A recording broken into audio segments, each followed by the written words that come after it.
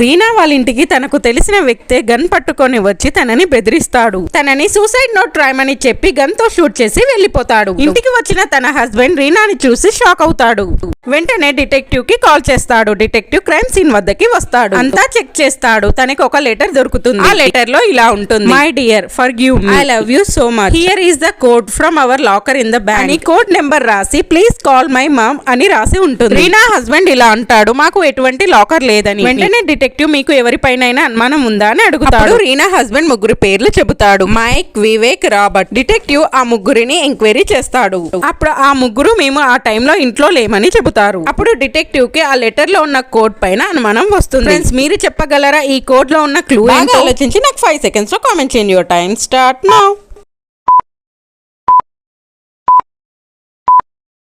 ఇక్కడ please call my mom అని ఉంది. మొబైల్లో చెక్ చేస్తాడు. హత్య చేసింది రాబర్ట్.